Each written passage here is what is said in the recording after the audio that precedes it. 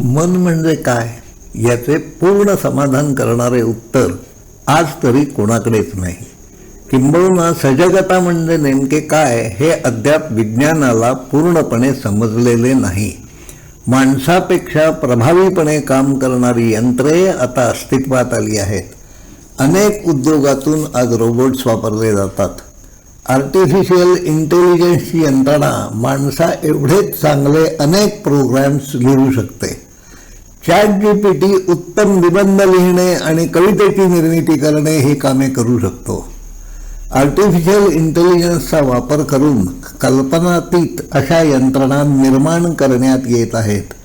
AIचा वापर करून आता इमारतीही बांधल्या जातात. जीवनाच्या सर्व क्षेत्रात वापरता येतील असे उत्तम रोबोट्स सध्या बनवले जातात. यापुढील काळात अधिक चांगले रोबो बनवले जातील याविषयी शंका नाही. कॉन्शियसनेस असणारी सजग यंत्रे बनवली गेली तर आत्मा या संकल्पनेची गरज आहे का? सर्व प्रियानंदांना हा प्रश्न विचारण्यात आला. खूप साध्या सोप्या शब्दात त्यांनी याचे उत्तर दिले आहे. आज रस्त्यावरून ड्रायव्हर नसणाऱ्या अनेक गाड्या पळतात. ही वाहने यंत्रे माणसापेक्षा अधिक सफाईदारपणे चालवू शकतात. माणूस जेव्हा गाडी चालवत असतो तेव्हा तो आजूबाजूला पाहतो. त्याच्या कानावर अनेक आवाज पडत असतात. मनात विचारांचे आवर्त भिरभिरत असते. त्याला अनेक नवीन कल्पना सुचत असतात. गाडी चालवण्याचे काम करीत असताना त्याची इंद्रिये स्मृती माणसाला अन्यत्र ओढून नेत असते. त्याला कंटाळा आला किंवा वाटेत त्याचे लक्ष वेधून घेणारे काही दिसले तर तो गाडीचा वेग कमी करतो किंवा थांबवतोही. यंत्राला भावना असत नाहीत. मोह, लोभ, वासना, भीती यासारख्या भावना असणारे एकही यंत्र अद्याप तयार करता आलेलं नाही. मन म्हणजे काय याची व्याख्याही अद्याप निश्चित करता आलेली नाही. कॉन्शियस मशीन्स बनवणे अद्याप जमलेले नाही. ती यापुढे बनवता येतील असे वाटतही नाही. If artificial intelligence can create machines with consciousness, what is the need for आत्मा?